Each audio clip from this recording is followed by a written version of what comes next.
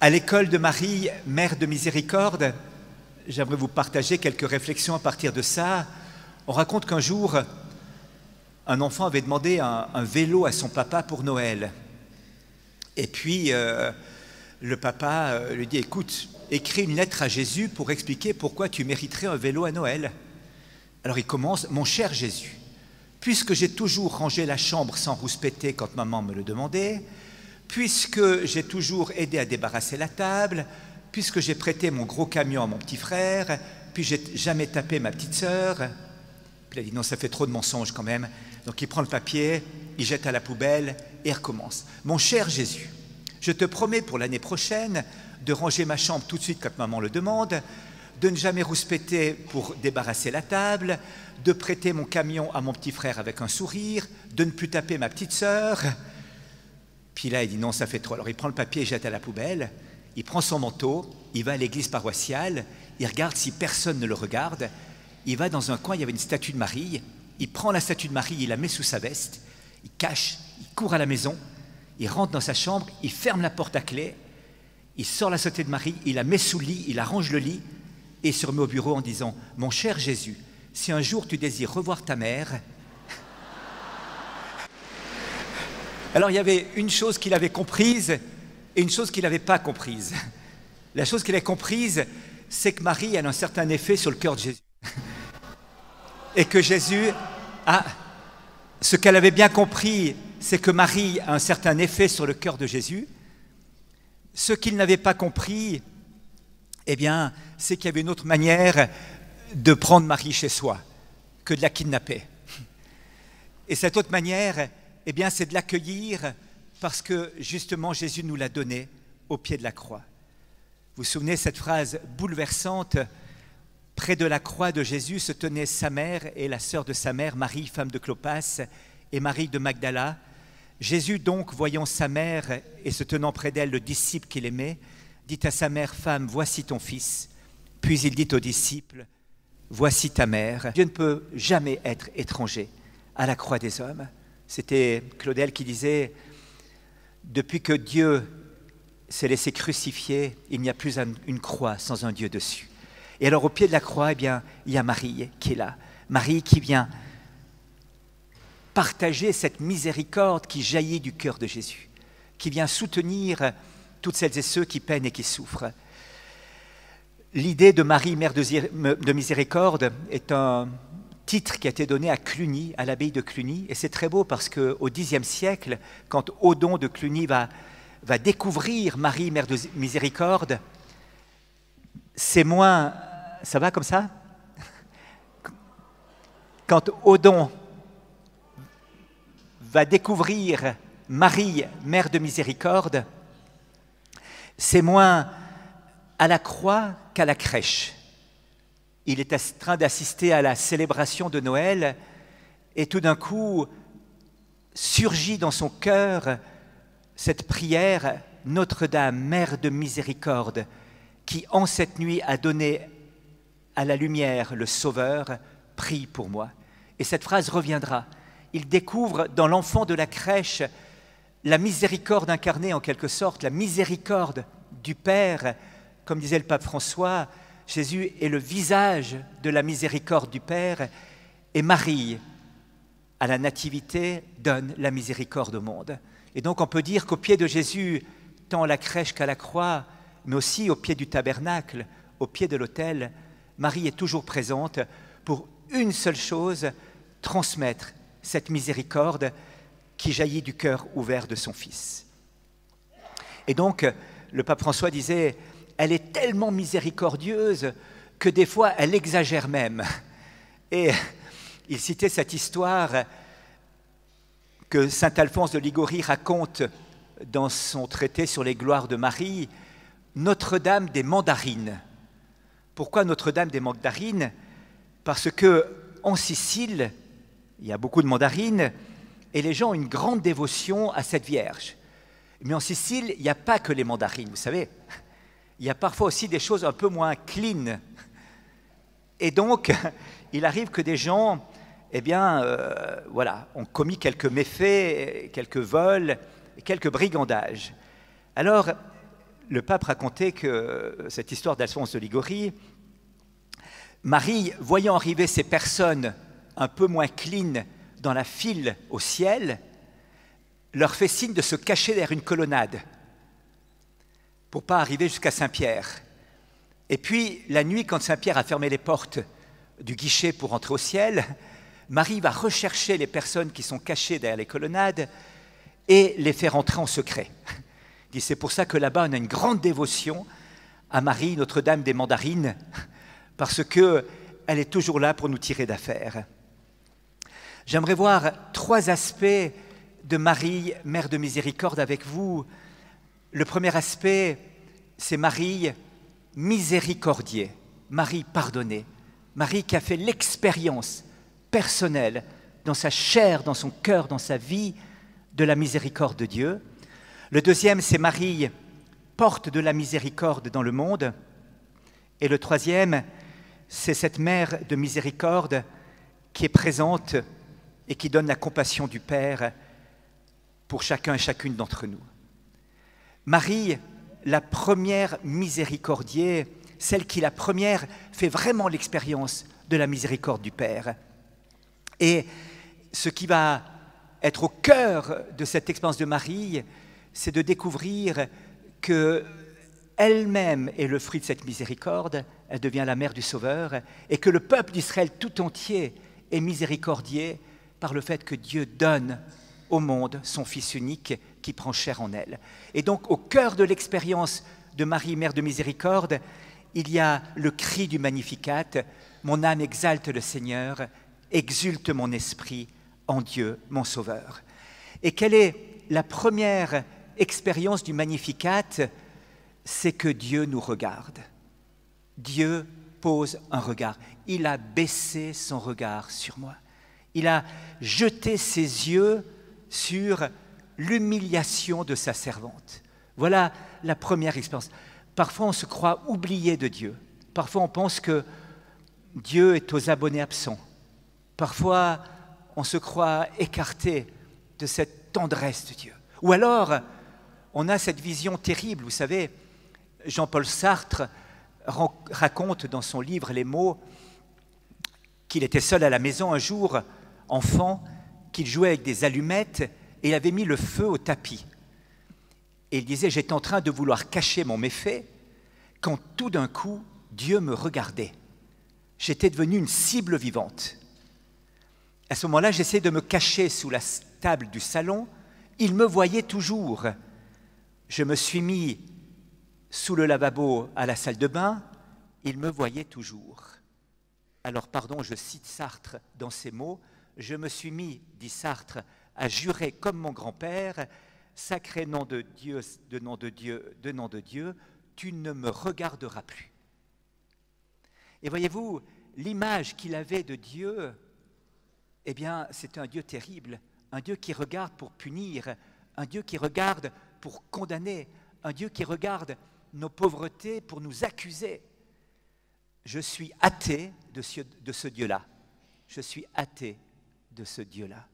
Mais je crois à ce Dieu qui regarde l'homme, chacune, chacun, et dans nos faiblesses, dans nos pauvretés, pour nous relever et nous donner cette dignité incroyable d'être des enfants du Père. Marie va dire, il a baissé les yeux sur l'humiliation de sa servante. Il a regardé la pauvre que je suis. Et donc, je suis émerveillé. Voyez-vous, ce qu'il faut présenter à Dieu, c'est justement notre pauvreté, notre misère. C'est ça qui fait craquer le bon Dieu. C'est ça qui fait vraiment que Dieu est venu parmi nous. Il est venu au catéchisme un jour, un prêtre demandait à un enfant, et pourquoi Jésus est-il venu? Il est venu parce que j'étais malade. Eh bien, c'est la bonne réponse. Il est venu parce que j'étais malade, parce que je suis malade et parce que j'ai besoin de lui et parce que je comprends que sans ce regard d'amour, eh bien, je ne peux rien faire. Thérèse de l'Enfant Jésus disait qu'il y avait 2 manières de découvrir la miséricorde de Dieu. La première, c'était Marie-Madeleine. Elle a beaucoup péché, elle a été beaucoup pardonnée, elle a beaucoup aimé en retour. Et la deuxième, dit-elle, c'est moi. Et pourquoi dit-elle ça? Elle dit, je comprends que Jésus a plus souffert pour m'empêcher de tomber qu'il n'a souffert pour relever Marie-Madeleine. Il a plus souffert pour m'empêcher de tomber qu'il n'a souffert pour relever Marie-Madeleine. Et Marie fait cette expérience. L'Immaculée Conception, c'est qu'elle sait, au pied de la croix, qu'elle est vraiment le fruit de la passion de son Fils. L'Église nous dit que c'est par une grâce anticipatrice de la passion de son Fils qu'elle a été préservée du péché originel. Et voyez-vous, des fois, on s'étonne de choses qui ne devraient pas nous étonner, d'être pauvres.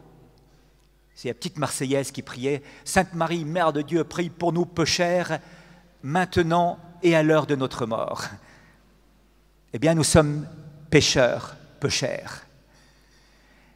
Un jour, frère Laurent de la Résurrection, un frère Carme, voit passer un de ses confrères dans les couloirs du monastère avec une tristesse, vous savez, la bouche à 7h25. Ça tombe là, comme ça. Et lui dit, mais mon frère, vous êtes malade? Oh, il dit, pire, mon frère. Vous êtes mourant? Ah, il dit, pire. Il dit, vous allez quitter le monastère? Ne m'en parlez pas. Mais dites-moi ce qu'il y a. Et le frère dit, j'ai fait un péché. Et Laurent éclate de rire et dit, et ça vous étonne? Il dit, vous savez, quand moi je fais un péché, ça ne m'étonne pas. Je suis tellement pauvre, tellement misérable. Mais quand j'en fais pas, alors ça m'étonne.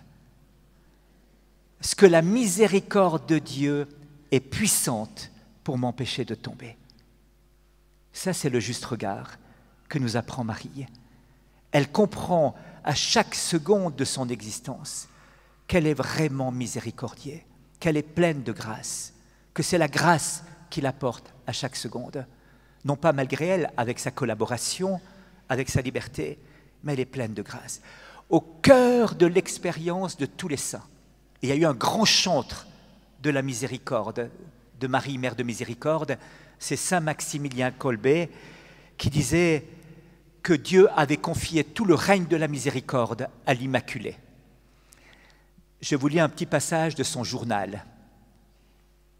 Lorsque, on connaît Maximilien Kolbe, le héros de Auschwitz, qui a donné sa vie pour un père de famille et qui a accepté de mourir dans le bunker de la faim en chantant les psaumes et la gloire de Dieu, le point de départ de tout ça, et c'est à cela dont il faut être attentif, il écrit « Lorsque tous les moyens se révélèrent impuissants, lorsque je fus considéré comme perdu et que mes supérieurs me trouvèrent inapte à tout travail, c'est alors que l'Immaculée vint ramasser ce pauvre débris qui n'était bon que pour la poubelle. Elle a pris ce bon à rien et elle s'en sert pour répandre la gloire de Dieu. Imaginons un grand peintre qui peindrait un chef-d'œuvre avec un vilain balai. Notre-Dame est ce peintre et le balai, c'est moi. Mère Teresa, elle dit, quand Dieu l'appelle à fonder les sœurs missionnaires de la charité, elle négocie avec Jésus pour essayer de refuser. Et à un moment donné, elle lui dit, mais Jésus, je suis la personne la plus incapable, faible et pécheresse qui existe sur la terre. Elle dit, ah, qu'est-ce que tu vas répondre à ça, Jésus? Là, tu es coincé. Jésus lui répond, dans ses locutions qu'elle a eues au début de sa vocation, tu es, je le sais, la personne la plus incapable, faible et pécheresse qui soit.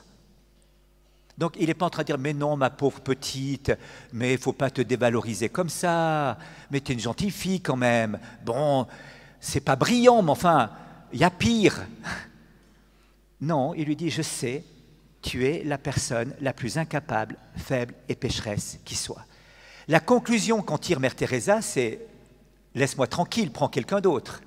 La conclusion qu'en tire Jésus, mais c'est justement parce que tu es telle que je veux t'utiliser pour ma gloire, refuseras-tu? Refuseras-tu? Voyez-vous, Dieu vient dans ses failles.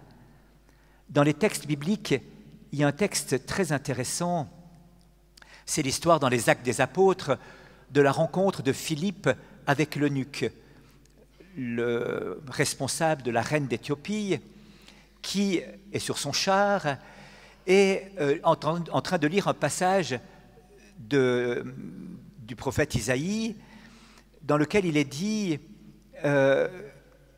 qu'il y a dans son humiliation,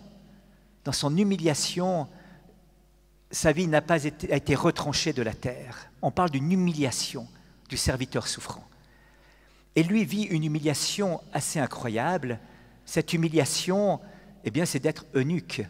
Il a certes un pouvoir politique, mais il n'aura pas de descendance. Et c'était quand même quelque chose dans l'Antiquité d'extrêmement tragique et de méprisé de ne pas avoir de descendance. Et alors, dans ce texte d'Isaïe, il est écrit « Sa postérité, qui la racontera ?» Donc, il lit un texte qui le rejoint en plein dans sa blessure.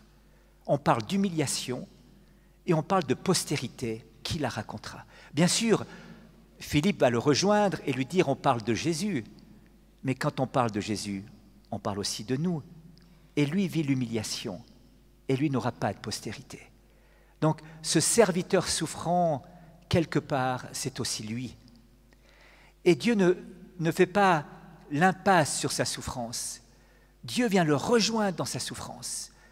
Il lui donne cette parole pour faire jaillir la source de vie, pour donner sens à son existence, pour donner vigueur à son existence. Il vient là au milieu de sa souffrance transformer la souffrance. Voilà la première leçon.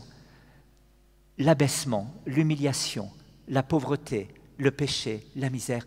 Dieu regarde et fait jaillir alors le cri qui jaillit du cœur de Marie, c'est le Magnificat, la louange et l'action de grâce. Mon âme exalte le Seigneur, exulte mon esprit en Dieu, mon Sauveur. Il est venu en aide, il a eu pitié de son peuple, de son serviteur Israël. Le mot grec, c'est Kyrie eleison, ce qu'on dit à chaque liturgie. Il a fait couler sa tendresse sur ce peuple qui était là.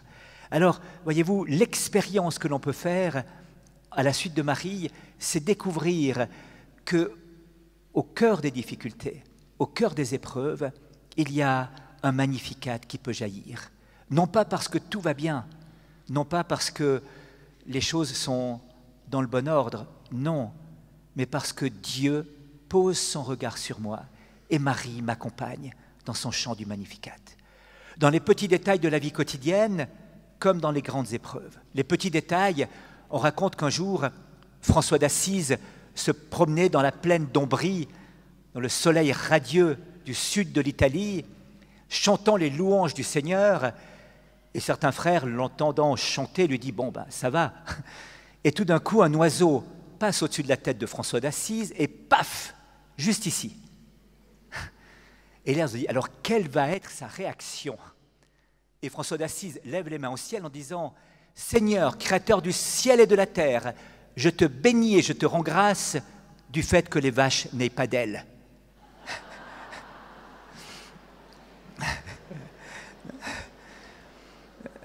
Voilà.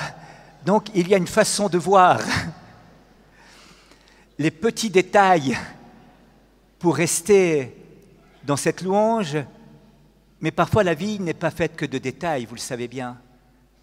Et je me souviens toujours, je vais régulièrement en Chine et j'ai rencontré un évêque qui a passé 24 ans en prison en Chine.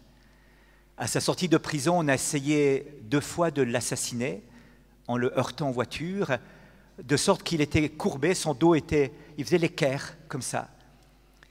Et j'arrive chez lui, la tête un peu de travers, puisqu'il ne pouvait plus redresser la tête, un immense sourire sur ses lèvres. Moi, je lui confie, je lui dis, mais je crois que la police m'a suivi.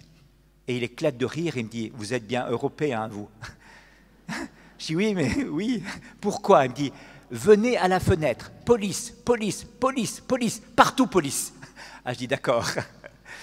Et puis je dis, mais racontez-moi un petit peu, aux 24 ans de prison, comment on fait 24 ans de camps, de travaux forcés, de torture, d'humiliation. Et il lève ses épaules, puis il me dit, mais je ne sais pas que vous dire. Qu'est-ce que vous voulez que je vous dise? Je dis, mais comment on vit ça, la foi là au milieu? Comment on vit avec Dieu dans une épreuve pareille, devant tant d'injustices? Et il me dit, mais je ne sais pas que vous dire, vous savez, Dieu a toujours été tellement bon avec moi. Dieu a toujours été tellement bon avec moi. Je dis, oui, mais quand même, la faim, les coups, la violence, la maladie. Il dit, oui, bien sûr, mais vous savez, Dieu a toujours été tellement bon avec moi, mais tellement bon avec moi. Je n'ai rien su d'autre que cette phrase de ces 24 ans de prison. Dieu a toujours été tellement bon avec moi, tellement bon avec moi. Je suis resté là, silencieux. J'ai arrêté de poser des questions, bien sûr. Ses yeux pétillaient, son sourire était sur les lèvres. Il m'a dit, on va célébrer la messe, vous voulez? Ah, j'ai dit avec grande joie. Alors on a fait l'Eucharistie, qui veut dire merci. Merci Seigneur. Voilà, cette expérience incroyable que Dieu est tellement bon avec nous. Et voyez-vous, ce n'est pas une expérience sensible à ce moment-là. Bien sûr, dans cette épreuve, quoiqu'il peut y avoir des signes et des tendresses de Dieu qui se manifestent de façon inouïe dans les moments les plus difficiles de l'existence. Et chacun d'entre nous a sans doute déjà éprouvé cette tendresse et cette délicatesse de Dieu et de la Vierge Marie dans ces moments les plus délicats. Mais voilà, Dieu vient nous rechercher, y compris dans les drames existentiels.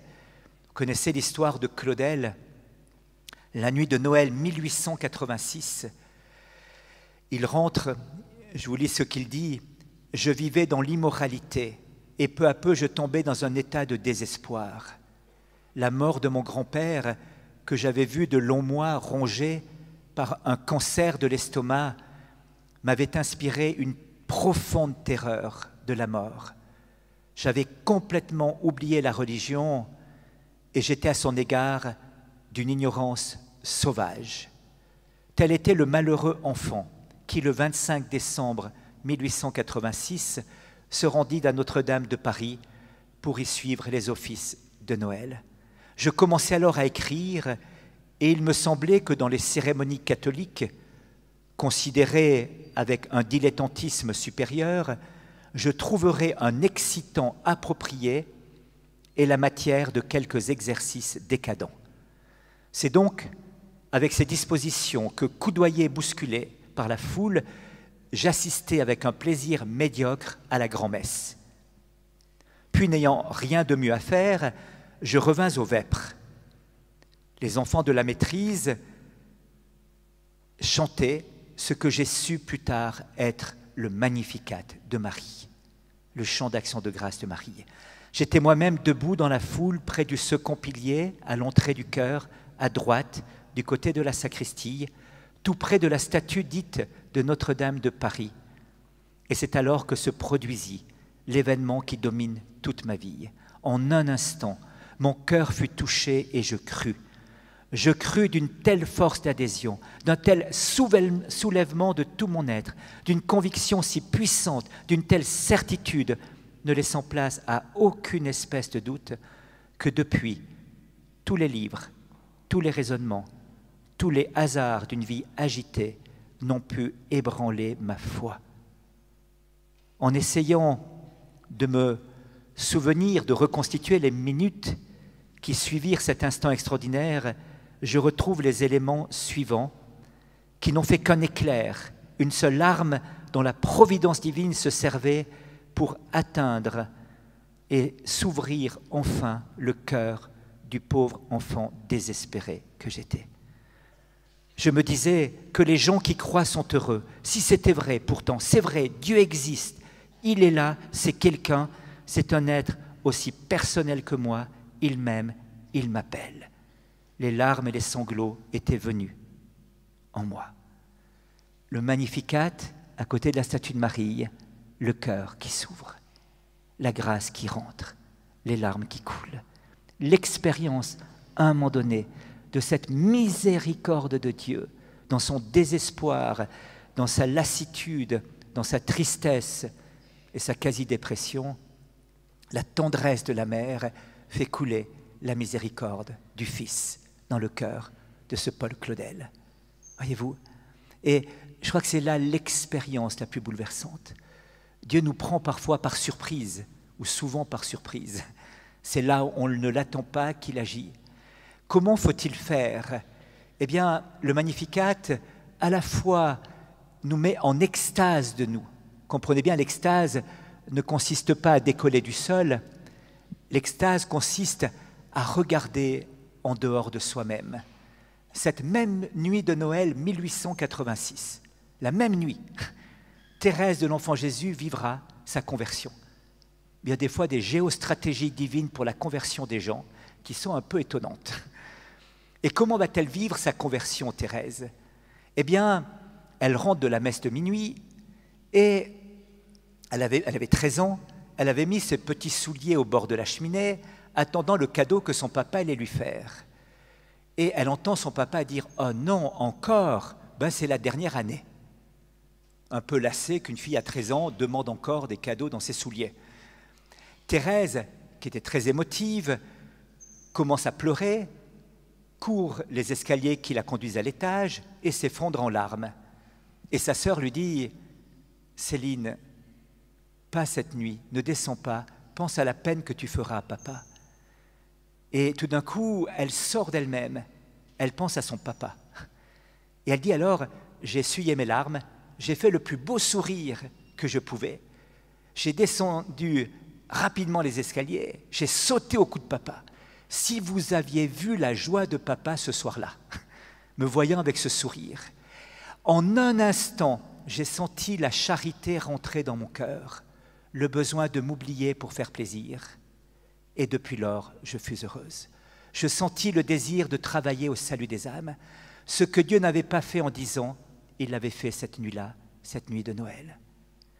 Voyez-vous, quand on rentre dans cette attitude de sortie de soi, la charité en profite pour rentrer. La joie vient du don. La joie vient de s'ouvrir à ce que Dieu veut opérer en nous. Donc, elle va dire, c'est la 3e partie de ma vie qui va commencer. Et c'est la plus belle partie de ma vie qui a commencé ce soir-là. Elle va découvrir que Dieu fait irruption dans un cœur qui s'ouvre à lui par l'action de grâce comme Marie et par l'exode de soi, pour reprendre un mot cher au pape François, c'est-à-dire je sors vers les plaies des autres. Dieu, c'est ce qu'il veut faire. Parfois, c'est compliqué.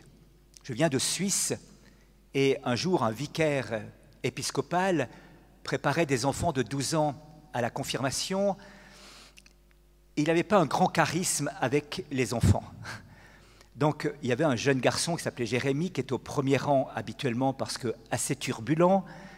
Et là, les enseignants l'avaient mis tout au fond de la classe pour que surtout il n'intervienne pas avec le vicaire général. Alors, le vicaire général rentre dans la classe. « Bonjour mes enfants, bonjour, j'ai une question à vous poser. Que fait l'Esprit Saint dans l'âme des justes ?» Tout le monde sait répondre ici, bien sûr, mais il y a 12 ans, c'est plus compliqué. Alors, tout le monde baisse la tête, sauf Jérémie qui lève la tête. Et dit, je répète ma question, que fait l'Esprit Saint dans l'âme des justes? Tout le monde baisse la tête encore plus bas, Jérémie la lève plus haut, puis dit, toi, comment tu t'appelles? Jérémie, tu peux répondre à la question. Je n'ai pas compris, monsieur le curé. La question, c'est que fait l'Esprit Saint dans l'âme des justes? Alors, avec son bon accent, il dit ben, monsieur le curé, l'Esprit Saint, il fait ce qu'il peut. Ce qui était une bonne réponse, finalement. On sait ce qu'il veut le faire. Il veut nous transfigurer. Il veut mettre en nous les sentiments du Fils. Ayez en vous les mêmes sentiments qui étaient dans le Christ Jésus, dit saint Paul aux Philippiens. Il veut nous christifier, nous simplifier. Seulement, il y a nos résistances parfois. Il y a nos résistances. Et ça, c'est pas facile. Alors, Marie vient nous apprendre à abaisser ces résistances. Monseigneur Brincard disait toujours, Marie n'était jamais prévenue, mais toujours prête. Nous, on aime bien être prévenus et pas toujours prêts, vous savez. Elle, jamais prévenue, mais toujours prête aux surprises de la grâce de l'Esprit Saint. C'est pour ça qu'on l'a, un des titres de Marie, c'est l'épouse de l'Esprit, parce que et c'est ce titre qu'aimait aussi, sous lequel aimait l'invoquer Maximilien Kolbe, parce qu'il osait même dire qu'elle était la quasi-incarnation de l'Esprit Saint, sachant bien que l'Esprit Saint ne s'était pas incarné, mais elle était transparente, tellement transparente de l'Esprit qui l'habitait, qu'on voyait ce souffle délicat et puissant apparaître à travers la simplicité et la splendeur de la vie de Marie. La simplicité de Nazareth et la splendeur de son obéissance à la volonté du Père. Voilà. Alors je pense qu'il va falloir demander à Dieu cette grâce, si vous voulez bien, par l'intercession de Marie, de pouvoir chanter le Magnificat. Le monde a tellement besoin du Magnificat, tellement besoin que se lèvent aujourd'hui des témoins qui annoncent la bonté de Dieu et surtout au cœur des drames, au cœur des souffrances de notre humanité. De pouvoir dire, non pas tout va bien, mais Dieu est là et Dieu assume et Dieu nous accueille. Et Marie atteste la présence de Dieu et elle se tient présente, on en parlera tout à l'heure, auprès de toutes les croix de l'humanité. Je terminerai avec ça. Voilà, alors, ne nous laissons pas détourner de cette tendresse mariale. On n'a aucune raison de se dérober à cette œuvre, mais demandons vraiment qu'elle nous façonne. C'était aussi la grande idée de saint Louis-Marie Grignon de Montfort, que Marie, on devait être réenfanté à cette filiation divine dans le sein de la Vierge Marie. Que la miséricorde que Dieu voulait répandre par les mains de Marie, eh bien, devait nous refaçonner à cette beauté de l'enfance spirituelle qui est la nôtre. On a toute Thérèse de l'Enfant Jésus là derrière. Et quand une sœur s'approchait de Sainte Thérèse de l'Enfant Jésus en disant « Mais ce que j'ai encore à acquérir pour devenir comme vous », Thérèse lui disait « À perdre, vous voulez dire, à perdre pour devenir comme moi ». On raconte cette belle histoire que j'aime beaucoup. Un jour, Michelangelo Buonarroti, vous savez, le grand sculpteur et peintre Michel-Ange, va visiter une carrière et voit à l'entrée de la carrière un grand bloc de marbre, magnifique pour lui, et dit au carrier, je l'achète. Et le carrier dit, il paraît très beau, mais regarde, il y a des veines, il y a des fentes de la pierre, on ne peut rien faire avec ce bloc. Ça fait 10 ans qu'il est là, tout le monde a compris que c'est inutile. Il dit, mais je te l'achète quand même. Et le carrier dit, je ne vends pas, je ne peux pas te vendre, mais je te donne, prends-le. Alors Michel-Ange le prend, et un an plus tard, le carrier va visiter l'atelier de Michel-Ange et découvre une statue absolument sublime à l'entrée de l'atelier. Et il lui dit, mais quelle merveille! Et business is business, le marbre, d'où vient-il? Et Michel-Ange lui dit, mais c'est le bloc qui était devant ta carrière. Il dit, mais c'est pas possible, comment tu as fait? Il dit, mais quand j'ai passé devant le bloc, j'ai entendu la statue qui me criait, sors-moi de là, je t'en supplie, ça fait tellement longtemps que j'attends, délivre-moi. Alors je n'ai rien fait, je n'ai fait que de dégager de la pierre la statue qui s'y trouvait déjà. J'ai essayé, je n'ai pas réussi. Un jour, j'avais un bout de bois, j'ai voulu sortir quelque chose, c'est pas sorti. Mais je l'avais vu pourtant, hein. Donc il faut un petit peu plus que simplement avoir l'image, vous voyez, il faut un talent aussi. Oui, mais ça, c'est un petit peu ce que peut nous dire Jésus avec Marie. Depuis ton baptême, tu as l'image et la ressemblance de moi-même.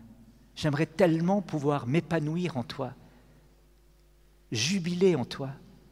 Alors, il faut enlever tout ce qu'il y a de toi et qui me défigure pour retrouver cette liberté profonde de l'enfant de Dieu que tu es. Première expérience donc à l'école de Marie, être miséricordieux et donc rentrer dans le Magnificat. Deuxième expérience ou deuxième manière de s'approcher de Marie, c'est Marie qui porte la miséricorde au monde. Elle est même, nous dit la liturgie byzantine, source de miséricorde, dans la mesure, et c'est le pape Jean-Paul II qui nous dit ça, Marie est mère de miséricorde, car elle est la mère de Jésus, lui en qui Dieu le Père a révélé au monde son cœur débordant d'amour. Voilà, elle va donner à Jésus ce cœur de miséricorde qui non seulement palpite, mais se laisse transpercer. Et du cœur de Jésus jaillit l'Esprit Saint. Saint Jean situe la Pentecôte au moment du cœur transpercé de Jésus. C'est là que la Pentecôte a lieu pour l'évangile de Saint Jean. Souvenez-vous, c'était quelque temps avant la Passion, une grande fête juive qui s'appelle... Bon, je n'aurai pas le temps de tout expliquer. La fête de... Oui, rapidement. La fête de Soukhot, c'est une fête très importante parce qu'on se rappelle le séjour dans le désert et le dernier jour, on se rappelle que Dieu a donné l'eau dans le désert qui est la vie à son peuple. Donc on célébrait la fête de l'eau. Le grand prêtre descendait du temple de Jérusalem dans la vallée du Cédron jusqu'à la fontaine de Siloé, allait chercher l'eau. Et là, il y avait une acclamation. On chantait « Hosanna, béni soit Dieu, Alléluia », les louanges qui jaillissaient, 300 000 personnes à Jérusalem, des torches partout, toute la ville éclairée.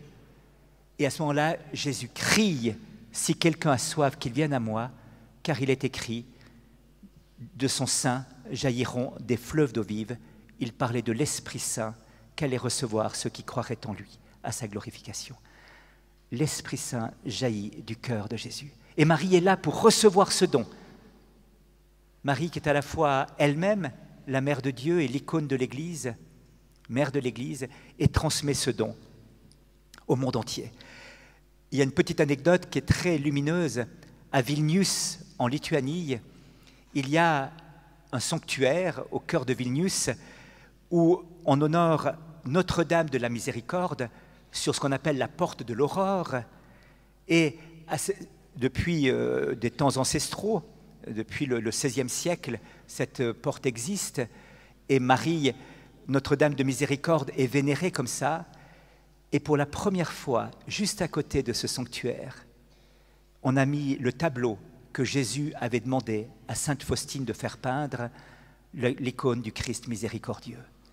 Et donc on a eu, par l'événement de l'histoire, par, j'allais dire, le hasard de l'histoire, mais par la douce providence de l'histoire, on a eu Marie, Notre-Dame de Miséricorde, qui attendait depuis 4 siècles son fils pour pouvoir être adoré pour le fils, vénéré pour la mère, en ce même lieu, à côté de la porte de l'aurore, à côté de la porte de l'aurore, à Vilnius.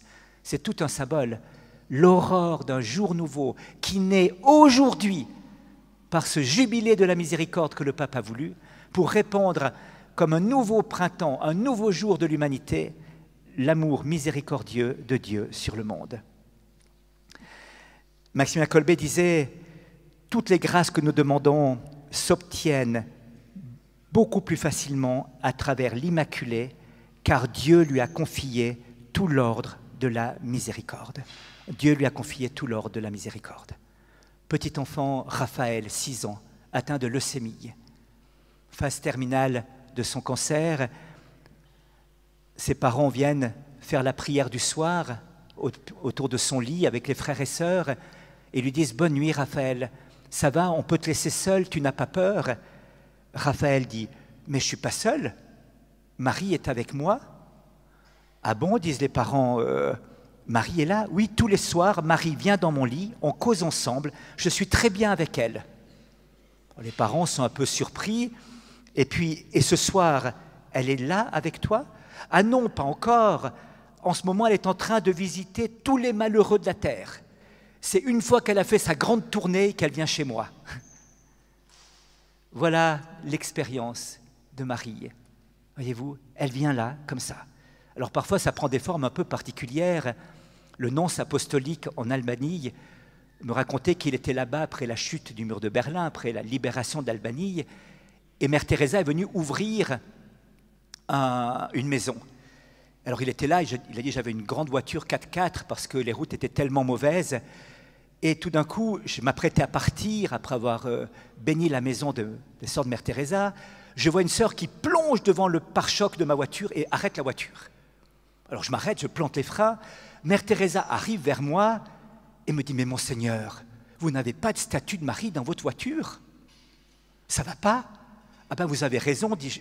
Vous faites bien de me dire, j'en achèterai une. »« Non, non, elle arrive. » Alors il dit « Je vois arriver une sœur avec une statue phosphorescente, complètement kitsch.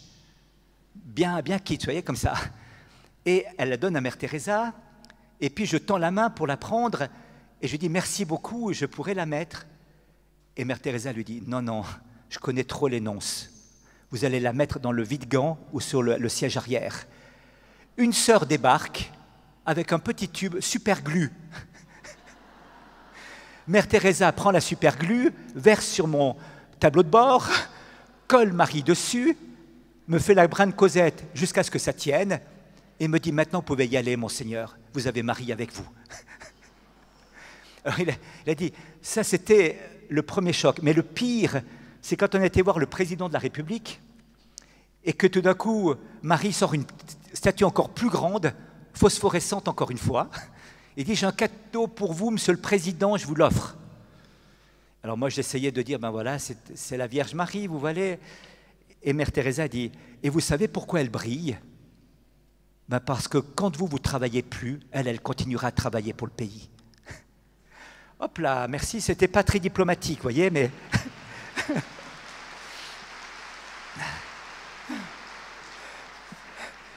Mais c'était vrai. Marie est le signe de la miséricorde. Le pape disait, l'Église sans Marie est un orphelinat. Peut-être que vous connaissez Edmond Michelet, qui était le ministre de la Justice, le garde des Sceaux sous le général de Gaulle, et qui avait passé un temps au camp de concentration de Dachau, de Dachau. Et il raconte une histoire dans son livre « Rue de la Liberté », une histoire bouleversante. Il dit, un jour, les gardiens ont voulu montrer comment ils traitaient les Juifs. Et pendant 16 heures de suite, ils ont obligé ces personnes à sautiller comme des crapauds par terre. Il dit, un enfant s'était effondré après quelques heures, tout le monde l'a cru mort. Mais le soir à 10 heures, quand on l'a ramené dans le dortoir, il était tout faible, et pourtant il respirait encore. On l'a placé sur un lit, et dit à ce moment-là, quelqu'un a dit, nous ne sommes pas des bêtes, nous sommes des êtres humains. Nous allons nous réciter des poèmes parce que la vie de l'esprit est plus forte que tout. Alors dans ce dortoir du camp de concentration, après ces horreurs, les gens récitaient des poèmes. Et dit, et tout d'un coup, de l'endroit où on avait mené ce petit garçon, sa voix toute frêle nous demanda, est-ce que moi aussi je peux dire un poème? Il était revenu à lui. Alors tout le monde s'est tué et a dit, mais bien sûr, vas-y. Et ce jeune garçon juif, qui avait failli mourir ce jour-là, commence son poème. Vierge Marie, je vois l'église ouverte, il faut entrer. Mère de Jésus-Christ, je ne viens pas prier. Je n'ai rien à offrir, rien à demander. Je viens seulement, mère, pour vous regarder. Vous regarder, pleurer de bonheur, savoir cela, que je suis votre fils et que vous êtes là. La Vierge à midi de Paul Claudel. Et il a dit, plus personne n'a récité de poème après celui-ci. Marie visitait ses enfants, ses frères et sœurs dans ce camp. Elle vient nous visiter comme ça. Il y a un petit sanctuaire en Suisse, à côté d'où nous avons une maison, notre petite communauté. Et il y a c'est plein d'ex-voto sur les parois de la chapelle. Et il y a un ex-voto à l'entrée à gauche qui m'a toujours fasciné. Je vous le lis. « Ô Marie, merci de n'avoir pas exaucé ma prière, puisque je vous demandais mon malheur. » Merci de n'avoir pas exaucé ma prière, puisque je vous demandais mon malheur. Il fallait oser le mettre, hein? Il fallait oser le mettre. Voyez-vous, je crois qu'il y a cet abandon confiant que l'on peut avoir en Marie. Elle est donc dans cette longue chaîne de la cascade de la miséricorde. Erwan, 3 ans, arrive un jour dans le salon et dit « Papa, papa, j'ai de l'amour plein le dos !» Papa, un peu surpris de cette réflexion de son fils, lui dit « Comment ça, plein le dos ?»« Oui, j'en avais tellement plein le cœur qu'il y a tout qu'à déborder. »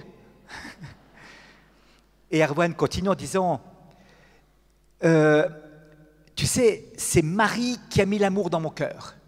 Ouais, mais c'est pas elle qui l'a fabriqué. C'est Jésus qui l'a fabriqué, mais c'est Marie qui l'a mis. » À 3 ans, Erwan avait toute la théologie de l'Église sur le rôle de la Vierge Marie. Voilà. Donc j'aimerais terminer avec cette idée importante pour Marie qui intervient, qui est le canal de la miséricorde du Père et qui vient semer la miséricorde dans ce monde, et c'est le dernier point que j'aimerais traiter, c'est que, voyez-vous, il y a une urgence aujourd'hui de la Vierge Marie. Un évêque nigérian était récemment à Rome, l'année passée, et racontait au pape une histoire qu'il a vécue. Et il a dit devant le pape François, Monseigneur Oliver Daché Dom, de Maiduguri, au Nigeria. Il dit, vers la fin de l'année dernière, j'étais malade. Un soir, j'étais en train de prier dans ma chapelle devant le Saint-Sacrement exposé. Le Saint-Sacrement est exposé 24 heures par jour. Nous avons l'adoration perpétuelle. J'étais donc devant le Saint-Sacrement en train de prier le chapelet, et alors soudainement, le Seigneur est apparu et je l'ai vu. C'était Jésus avec une épée dans sa main. Jésus avec une épée dans sa main. Je lui ai dit en tremblant, « Seigneur, qu'est-ce que cela ?» Il n'a rien dit. Il a étendu les bras vers moi avec l'épée. J'ai étendu les mains pour prendre l'épée, mais dès l'instant où j'ai approché ma main de l'épée, elle s'est transformée en chapelet. Et Jésus m'a dit à 3 reprises, « Boko Haram a disparu, Boko Haram a disparu, Boko Haram a disparu. » C'est Boko Haram, c'est ce mouvement extrémiste islamiste qui fait tant de ravages, qui a fait tant d'enlèvements de jeunes filles, de violences et de sang au Nigeria. Jésus est venu et il a dit ça au pape. Jésus m'a donné l'arme pour lutter contre le terrorisme. Boko Haram a disparu. Boko Haram a disparu. Boko Haram a disparu. Jésus lui a tendu l'arme infaillible pour cela. C'est le don de la Vierge Marie. Marie est non seulement sur nos routes personnelles avec le chapelet. Un jour, je faisais un pèlerinage avec des enfants de 8 et 10 ans, et puis on dormait sous tente, et vers 11 heures du soir, je vais voir si le camp est calme. Effectivement, ça paraissait très très calme. Et puis en passant près d'une tente, tout d'un coup, je vois une forme dans l'obscurité. Il y avait une petite fille qui avait 9-10 ans qui était là. Et je lui dis, mais tu dors pas? Tu es encore là? Et puis, elle me montre le chapelet. Elle dit, non, je prie le chapelet pour que le cœur de papa s'ouvre. Tu veux bien prier avec moi le chapelet? Alors il restait 2 dizaines, j'ai fini les 2 dizaines avec elle. Et à la fin des 2 dizaines, elle m'a dit, en larmes, Nicolas, pourquoi le cœur de papa ne s'ouvre pas? Je lui ai dit, écoute, Dieu ne peut pas violer les cœurs. Dieu ne peut pas rentrer par effraction dans les cœurs et dans les vies. Mais regarde ton cœur à toi, comme il est transformé. Par ta prière, ton cœur est transfiguré. Eh bien des années plus tard, le cœur de papa s'est aussi ouvert à la tendresse de Dieu. J'ai toujours cette image de cette jeune fille priant à côté de la tente, la nuit, à 11 heures du soir, le chapelet, pour que le cœur de papa s'ouvre. Alors, Dieu est présent par Marie, par la Vierge Marie, il nous donne Marie dans ces moments d'épreuve, dans ces difficultés, pour véritablement nous dire sa miséricorde, pour nous dire avec la tendresse d'une mère, la bonté du Père. Et puis il arrive dans des situations aussi parfois plus tragiques et plus violentes. Vous connaissez le Rwanda avec ces drames inimaginables qui ont été vécus là-bas. Et Marie était apparue, une apparition officiellement reconnue par l'Église, à Kibéo, à des jeunes filles, là-bas, en 1982. Et ils ont vu à la fois l'appel de Marie à la conversion, et puis des images dramatiques sur un monde de souffrance, de sang, de machettes qui frappaient et qui tuaient. Et on sait tous la suite de l'histoire. Marie est aussi une stratège. Elle vient dans nos histoires d'humanité. Elle est venue ici à Lourdes, elle est venue à Fatima, elle est venue à Kibéo, elle est venue au Japon, à Kita, une apparition aussi reconnue par l'Église. Elle vient comme ça pour nous dire « Je suis aussi dans votre histoire des hommes ». Et la réponse à tous les drames que vous vivez, à toutes les souffrances qui marquent l'histoire des hommes, c'est d'accueillir mon fils comme je l'ai accueilli. Et pour accueillir mon fils aujourd'hui, c'est d'accueillir la miséricorde de Dieu. Le pape disait, le monde est tellement blessé, tellement malade, que l'Église doit être un hôpital de campagne. Et dans un hôpital de campagne, on ne commence pas par calculer le taux de cholestérol. On commence par soigner les grandes blessures. On commence par accueillir toutes celles et ceux qui souffrent pour donner et faire déverser l'inouïe miséricorde de Dieu. Et Dieu le fait avec cette délicatesse incroyable de la tendresse de la Vierge Marie.